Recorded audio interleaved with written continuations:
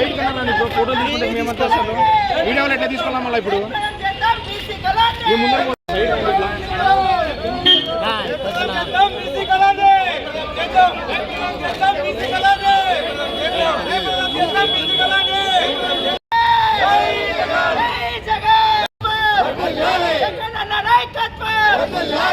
Party అధికారంలో ఉన్నప్పుడు కేవలం రిజర్వేషన్లకు మాత్రమే పరిమితం కాకుండా వెనుకబడిన కులాలందరినీ కూడా ఐకమత్యంగా, వెనుకబడిన కులాలంటే బ్యాక్వర్డ్ క్యాస్ట్ కాదు బ్యాక్ బోన్ క్యాస్ట్లు అని చెప్పేసి ఆ రోజు జగన్మోహన్ రెడ్డి గారు బహిరంగంగా చెప్పేదే కాకుండా ఆచరణలో కూడా పెట్టేసి అనేకంగా కూడా మంత్రివర్గ కూర్పు దగ్గర నుంచి వారికి సామాజికంగా అభివృద్ధి చేసే దాంట్లో కానీ అన్ని రకాల కూడా తోడ్పడారు.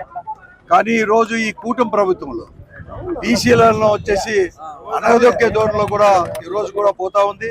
ఒక సంక్షేమ కార్యక్రమాలు ఇచ్చే దాంట్లోనే కాకుండా ఈ రోజు ఏదైనా కానీ బీసీ వారు గలమిప్పితే, వారికి జరిగిన అన్యాయాన్ని గలమిప్పితే చాలు ఈ రోజు వారిపైన కూడా తప్పుడు కేసులు పెట్టి వారిని అనేక రకాల కూడా ఈ రోజు కూడా సతమతమయ్యేటట్లు విమర్శ చేస్తూ ఉంది ఈ ప్రభుత్వం, కూటమి ప్రభుత్వం.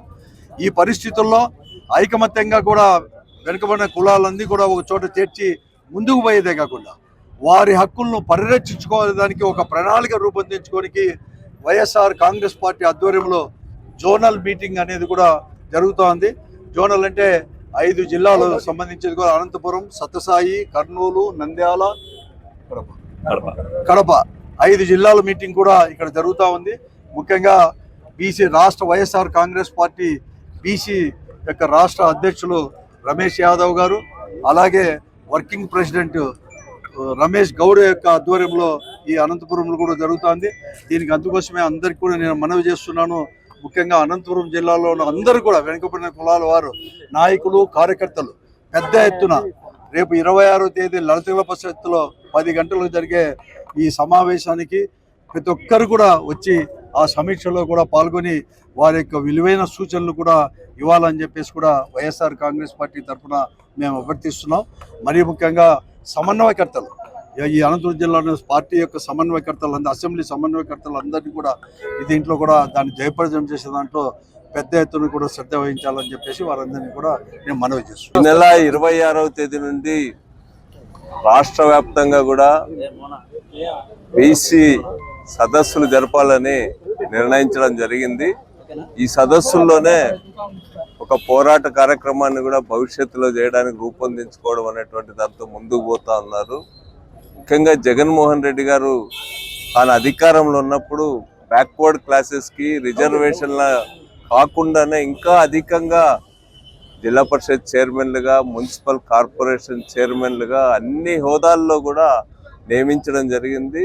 జగన్ గారు ఉన్నప్పుడు నిజంగా బీసీలో 100ల మంది నాయకులు తయారైనారు. అనేక కార్పొరేషన్లకు బీసీలకు ఏర్పాటు చేసి ప్రత్యేకంగా అభివృద్ధి చేయడం జరిగింది. ఆ విధంగా రాజకీయాల్లో ఒక గొప్ప స్థానాన్ని జగన్మోహన్ రెడ్డి గారు కల్పించినాడు. అవే కాకుండా అధికారంలోకి వచ్చే మంది ఇచ్చినటువంటి తెలుగుదేశం పార్టీ ఇచ్చిన హామీలను నెరవేర్చాలని చెప్పి, ముఖ్యంగా సూపర్ 6 హామీలను సంపూర్ణంగా నెరవేర్చమని అడిగే హక్కు ప్రజలకు ఉంది. ఈ విషయంలో బీసీ సెల్ తరపున తీసుకుంటున్నటువంటి కార్యక్రమానికి వైఎస్ఆర్ కాంగ్రెస్ పార్టీ సంపూర్ణమైన మద్దతునిస్తా ఉందని చెప్పి తెలియజేస్తాం. బలగం బీసీ వర్గమే. వైఎస్ఆర్ కాంగ్రెస్ పార్టీ జోన్ 5 సంబంధించి కడప, అనంతపురం, సత్యసాయి జిల్లా, దాంతోపాటు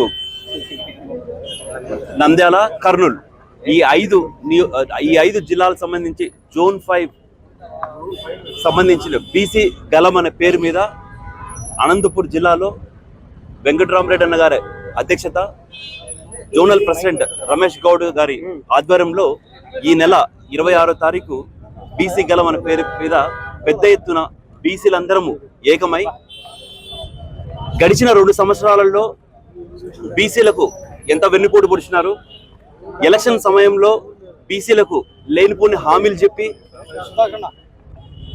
ఎన్నో పథకాలు బీసీలకు ఇస్తామని చెప్పి వెన్నుపోటు పొడిచిన ప్రభుత్వాన్ని నిలదీస్తూ, అదేవిధంగా మా నాయకుడు మా జగన్మోహన్ రెడ్డి గారు 2019 నుంచి 2024 వరకు బీసీ అంటే బ్యాక్వర్డ్ క్యాస్ట్ కాదు, ఒక బ్యాక్ బోన్ క్లాస్ అని చెప్పి బీసీలకు పెద్దపీట ఎంత వేసినారు. కేవలం ఈ ప్రభుత్వంని బీసీలను ఒక ఓటు బ్యాంక్గా వాడుకుని తప్పితే ఈ రోజు వరకు కూడా చెప్పిన సంక్షేమ పథకాలు కావచ్చు, లేకపోతే సూపర్ 6, సూపర్ 7 పథకాలు కావచ్చు, ఏవి ఇంప్లిమెంటేషన్ చేయడం లేదు. అదేవిధంగా అనంతపురం వేదికగా సూపర్ 6, సూపర్ హిట్ అని ఓ పెద్ద బహిరంగ సభ ఏర్పాటు చేసి చెప్పనివి హామీలన్నీ మేము పూర్తి చేసినాం. దాంట్లో ముఖ్యంగా బీసీలకు పెద్దపీట వేసినాం. చెప్పిన హామీలన్నీ మేము బీసీలకు ఇచ్చినామని చెప్పి అబద్ధాల సభగా అనంతపురం వేదికగా చెప్పడం జరిగింది. ఇదే అనంతపురం వేదికగా ఈరోజు బీసీ గలం పేరుతో మీరు చెప్పిన హామీలు ఏంటి, దాంట్లో ఏం నెరవేర్చలేదు. అసలు నెరవేర్చిన 1-2 హామీలు కూడా బీసీలకు ఎన్ని తూట్లు పొడిచారనే ఉద్దేశంతో ఈరోజు బీసీలు అందరము ఏకమై 26వ తారీఖు అనంతపురం వేదికగా ఈ సదస్సు జరగడం జరుగుతుంది.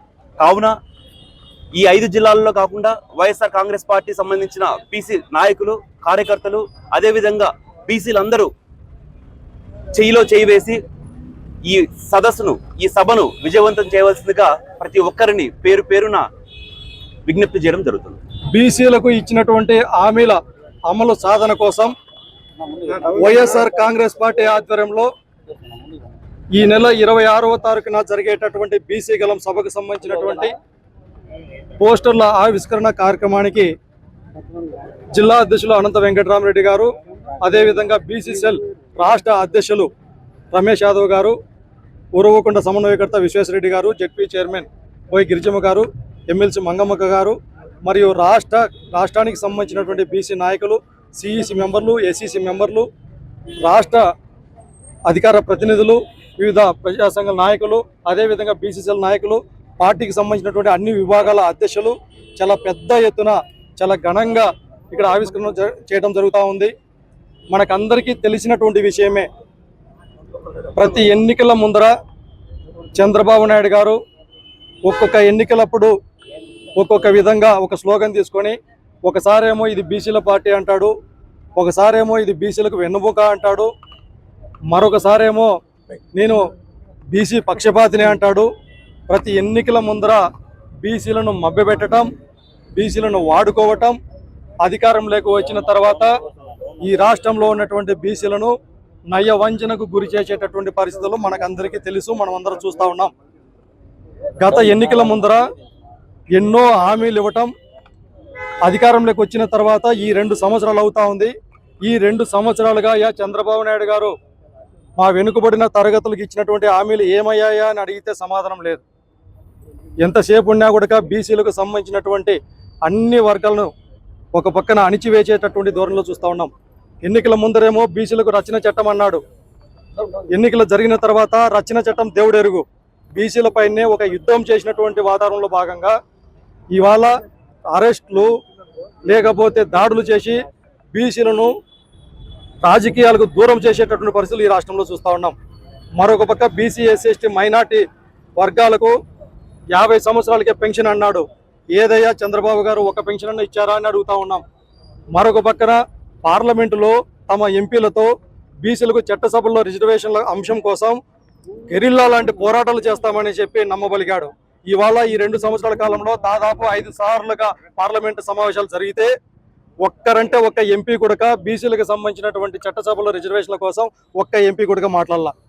మరి బీసీలకు సంబంధించినటువంటి ఉపయోగపడేటటువంటి అమ్మఒడిని కావచ్చు, ఆరోగ్యశ్రీని కావచ్చు, అదేవిధంగా పాఠశాలలో చదివేటటువంటి పేద బిడ్డలు చదివేటటువంటి ఇంగ్లీష్ మీడియాన్ని కావచ్చు, ఐబీ సిలబస్లను కావచ్చు, నాడు నేడు కార్యక్రమాలను కావచ్చు, అదేవిధంగా ఈ రాష్ట్రంలో బీసీలకు పెద్ద ఎత్తున ఉపయోగపడేటువంటి మెడికల్ కళాశాలని కావచ్చు, సచివాలయ వ్యవస్థను కావచ్చు, వాలంటీర్ వ్యవస్థను కావచ్చు, అక్క చెల్లమ్మలకు ఇచ్చేటువంటి సొంత ఇండ్లను కావచ్చు, ప్రతి ఒక్క వ్యవస్థను బీసీలకు ఉపయోగపడేటటువంటి ప్రతి ఒక్క దాన్ని కూడా ఒక్కొక్క విధంగా ప్రణాళికబద్ధంగా సర్వనాశనం చేసుకుంటూ ఈ రాష్ట్రంలో పేదవాడిని పేదవాడిగానే ఈ రాష్ట్ర ప్రభుత్వం అనేటటువంటిది కేవలం ధనికులకు మాత్రమే అనేటటువంటి నిరూపించేటటువంటి వ్యక్తి చంద్రబాబు నాయుడు గారు. ఈ సందర్భంగా మేము ఒకటే అడుగుతున్నాం, మా నాయకుడు జగన్మోహన్ రెడ్డి గారు ముఖ్యమంత్రిగా ఉన్నప్పుడు ఈ రాష్ట్రంలో ఈ దేశ చరిత్రలో ఎక్కడ లేనటువంటి విధంగా బీసీలకు అగ్రతాంబూలం వేసి రాజకీయంగా పరంగా కావచ్చు, విద్యా పరంగా కావచ్చు, వైద్య పరంగా కావచ్చు, అన్ని రంగాలలో కూడా పెద్దపీట గారైతే బీసీలను కేవలం పేపర్లకో టీవీలకో వాడుకొని బీసీలను నయవంచన చేసిన చరిత్ర చంద్రబాబు నాయుడు గారిది. అందుకే ఈ సందర్భంగా ఈ రాష్ట్ర ప్రజానికానికి కూడా విజ్ఞప్తి చేస్తా ఉన్నాం, అందరం కలిసి మరొకసారి జగన్మోహన్ రెడ్డి గారిని ముఖ్యమంత్రిని చేసుకుంటేనే ఈ రాష్ట్రంలో ఉన్నటువంటి పేదవాడి అభివృద్ధి సాధ్యమవుతుంది. మనకంటూ